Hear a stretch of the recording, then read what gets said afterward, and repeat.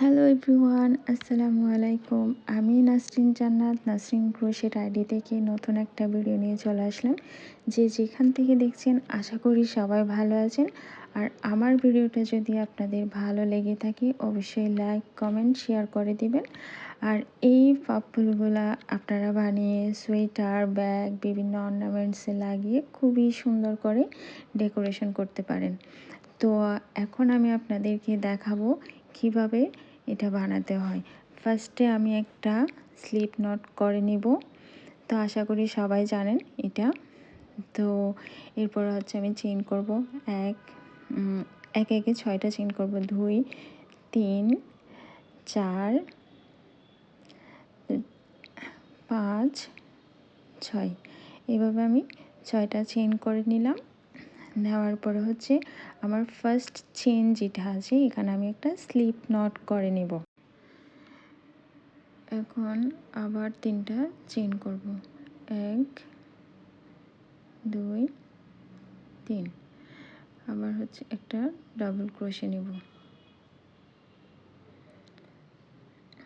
আবার 3টা চেইন করব। 1, 2, 3। ডাবল ক্রোশে নিলাম। 3টা চেইন করব। আবার ডাবল ক্রোশে নিলাম। 3টা চেইন, আবার ডাবল ক্রোশে। এরপর হচ্ছে কি আমরা একে একে 6টা পাপড়ির জন্য ঘর করে নেব। 3টা চেইন নিয়ে আমি এখানে একটা চেইন থেকে স্লিপ নট করে নিব। এরপর হচ্ছে আমি পরের চেইন থেকে আরও একটা স্লিপ নট করে নেব, যাতে আমি পরবর্তী ঘর থেকে কাজটা শুরু করতে পারি। এরপর আমি 4টা চেইন করে নিলাম। এখন পাপড়িগুলো করতে হবে। তো ডাবল ক্রোশেট যেভাবে করে আমরা সেমভাবে করব, বাট হচ্ছে সুতা আমরা পাস করব না। আমরা একে একে এইভাবে 8টা ডাবল ক্রোশে করে নেব। ভালোভাবে খেয়াল করেন, আমরা কিন্তু একবারের জন্য সুতা পাস করি নাই।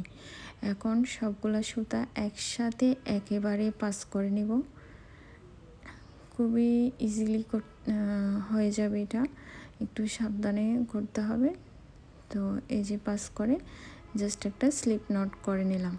তো এরপর আমরা আবারও 4টা চেইন করে নেব। 4টা চেইন করা শেষ।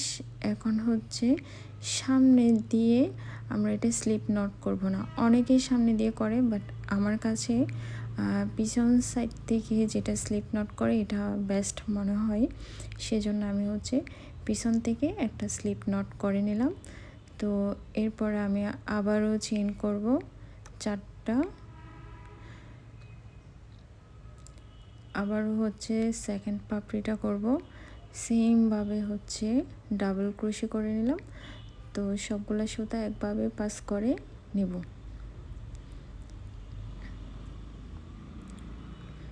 তো এখন আমাদের সেকেন্ড পাপড়িটা হয়ে গেল। আমরা 4টা চেইন করে নিয়ে পিছন থেকে একটা স্লিপ নট করে নিব। এরপরে আমরা আবারও 4টা চেইন করব। 2, 3, 4। তো আগের 2টা পাপড়ি আমরা যেভাবে করছি সেমভাবে বাকি 4টা পাপড়ি সেভাবে করে নেব। তো এই যে ফাইনালি হয়ে গেছে। আপনারা চাইলে বিভিন্ন কালারফুল সুতা দিয়ে খুবই সুন্দর করে করতে পারেন।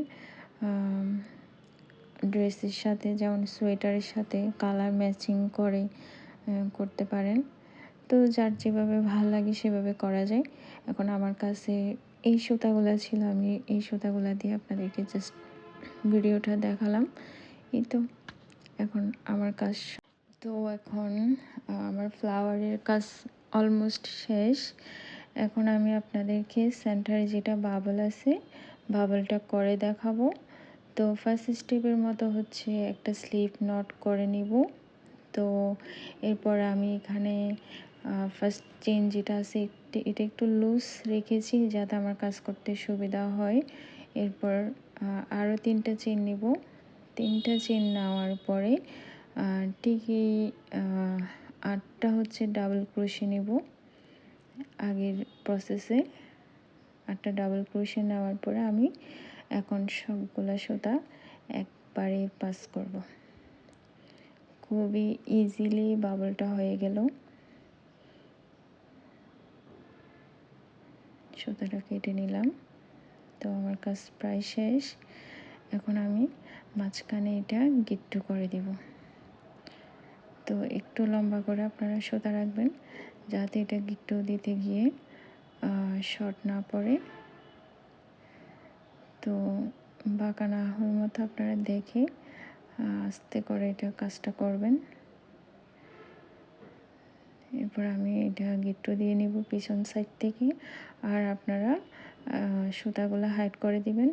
আমি এখানে সুতাগুলো হাইড করি নাই, কারণ হচ্ছে কি এগুলো আমার কোনো কাজে আসবে না, সেজন্য আমি এখানে সুতাগুলো আর হাইড করতেছি না। জাস্ট আমি গিট্টু দিয়ে আমার কাজটা শেষ করে নিলাম।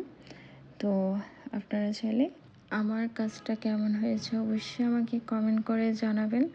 আর ভালো লাগলে অবশ্যই লাইক কমেন্ট শেয়ার করে দিবেন। ওকে, সবাই ভালো থাকবেন। আল্লাহ হাফেজ। আসসালামু আলাইকুম।